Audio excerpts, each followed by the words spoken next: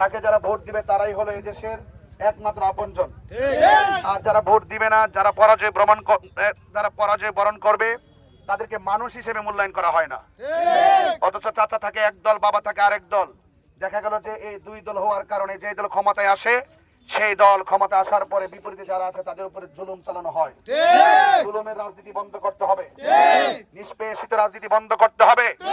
এই জন্য সকলকে ঐক্যবদ্ধ হতে হবে। আজ সময়ের দাবি এসেছে ইসলামী মূল্যবোধের আলোকে দেশটাকে সুন্দর করে সাজানো। কথা বলেন ঠিক কিনা? এখন অনেকে বলে তাহির হুজুর ওয়াজ করতেন, এটাই তো ভালো ছিল, রাজনীতিতে আসার কি দরকার ছিল? এই দেশে ইসলামী দল অনেক আছে না নাই? এই উলামায়ে কেরাম যখন রাজনীতিতে আসে, এক শ্রেণীর মানুষের অ্যালার্জি শুরু হয়।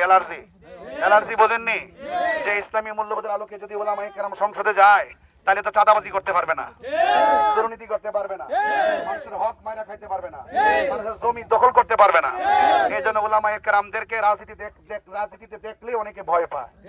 ভয়ের কোনো কারণ নাই। এই দেশ উলামায়ে কেরামদের, এই দেশ বাবা শাহজালালের, এই দেশ শাহপরানের। এই জন্য একমাত্র আমরা যারা এই দেশে কথা বলছি, দায়িত্বহীন ভাষায় কথা বলছি, আপনারা দেখেছেন, আপনারা বুঝেছেন, এই যে সোনারগড় মাধবপুরবাসী যখনই কোনো নির্বাচন আসে, আপনারা বারবার দেখেছেন প্রার্থীগণ আপনাদের এলাকায় আসে, চা শ্রমিকদের কাছে যায়, চা শ্রমিকদের কাছে গিয়ে গিয়ে মিষ্টি মিষ্টি কথা বলে, সেলিব্রেশন করে।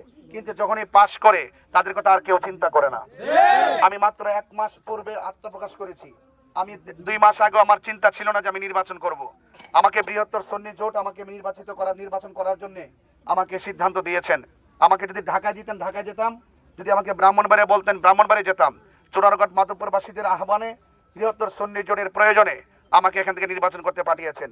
এটা কি সাংবিধানিকের বাইরের কাজ? না, সাংবিধানিক অধিকার। এটা রুলস আছে যে যেখানেই হোক না কেন, যে কোনো জায়গা থেকে নির্বাচন করতে পারবে। তবে আমি এতটুকু বলবো, চা শ্রমিকদের সাথে আর বৈষম্য চলবে না। চা শ্রমিকদের সাথে জুলুম করা হয়েছে। আমি ধারে ধারে ঘুরে ঘুরে দেখেছি, তারা বলে যে আমরা শুধুমাত্র সারাদিন ডিউটি করার পরে মাত্র 178 টাকা পাই। আর স্থলভাগে যারা আছে, আমরা যখন কাজ করি, ক্ষেত লাগাই, তখন আমাদেরকে দেওয়া হয় 800 টাকা, 1000 টাকা, 1500 টাকা। কথা কোন ঠিক না? তো এটা অর্থনৈতিক বৈষম্য। এই জন্য তাদের সমস্যাগুলো স্থায়ীভাবে সমাধান করার মতো কেউ কথা বলে না। বারবার চা শ্রমিকদেরকে ধোঁকা দেওয়া হয়েছে, বারবার চা শ্রমিকদের সাথে প্রতারণা করা হয়েছে। তাদের কষ্টের কণ্ঠ হৃদয়ে ধারণ না করে পাশ করার পরে আর খবর নেয় না। কথা কোন ঠিক কিনা? আল্লাহ রহমতে যদি আল্লাহ পাক আপনাদের সমর্থনে আমাকে এই মাধবপুর চুনারগড়ে কবুল করে, আমি এতটুকু বলবো, এই বাংলাদেশটি সম্প্রীতির বাংলাদেশ হবে। এই বাংলাদেশটি শান্তির বাংলাদেশ করার জন্য আমরা চেষ্টা করবো ইনশাআল্লাহ।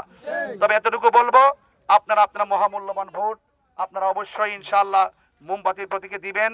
অন্তত পক্ষে যেন আপনাদের দোয়া, সমর্থন আর ভোট পেয়ে যদি আমি প্রতিনিধিত্ব নিশ্চিত করতে পারি, প্রতিনিধিত্ব যদি আল্লাহ আমাকে লিখে রাখে, তাহলে আমি কথা দিয়ে যাচ্ছি 3টি ধাপে আমি কাজ করব। 1 নম্বর শিক্ষা নিয়ে কাজ করব, 2 নম্বর স্বাস্থ্য চিকিৎসা নিয়ে কাজ করব, 3 নম্বর অবকাঠামো উন্নয়ন নিয়ে কাজ করব, 4 নম্বর হলো আমাদের সকলের ধর্ম, বর্ণ, দল, মত নির্বিশেষে সকলে স্বাধীনভাবে বসবাস করবে, যেখানে কোনো জুলুম থাকবে না, নির্যাতন থাকবে না। কথা বলেন ঠিক না বেটে? এই সমস্ত কাজ যদি করতে হয়, তাহলে ধর্মীয় চেতনা লাগবে। ইসলামী মূল্যবোধ না থাকলে শিক্ষার আলো নিভে যায়। ইসলামী মূল্যবোধ না থাকলে দুর্নীতি বেড়ে যায়। ইসলামী মূল্যবোধ না থাকলে খুন রাহাজানি বেড়ে যায়। কথা বলেন ঠিক কিনা? এজন্য আর ধাক্কা ধাক্কি এখন আর চলবে না। সকলে মিলেমিশে থাকবেন, সকলে ঐক্যবদ্ধভাবে আপনারা হকের পথে থাকবেন আর ইসলামী মূল্যবোধকে সমর্থন দিবেন। ইনশাআল্লাহ আশা করছি এই দেশের চিত্র, এই দেশের রং ইনশাআল্লাহ ধর্মীয় চেতনায় পাল্টিয়ে যাবে। কথা বলেন ঠিক কিনা? মা বোনদেরকে আমার সালাম দিবেন, আমার জন্য দোয়া করতে বলবেন। আমার অনেক ইচ্ছা ছিল সকল ব্যবসায়ীদের কাছে দেওয়ার জন্য, কিন্তু আমি সকল ব্যবসায়ীদের ভাইদের কাছে হাত মিলাতে পারি নাই, কথা বলতে পারি নাই। আমি আরো অনেক জায়গায় যেতে হবে। এই জন্য আপনারা কেউ মনে কষ্ট নেবেন না, আপনারা মনে করবেন না যে আমি আপনাকে ঘৃণার চোখে দেখছি না। আমি সকল ব্যবসায়ীদেরকে ভালোবাসি। তবে এতটুকু আশ্বাস দিয়ে যেতে চাই, আল্লাহর রহমতে যদি আল্লাহ পাক আমাকে কবুল করে, তাহলে ইনশাআল্লাহ এই দেশে কোনো ধরনের ব্যবসায়ীদের কাছ থেকে চাঁদা তুলতে দেওয়া হবে না।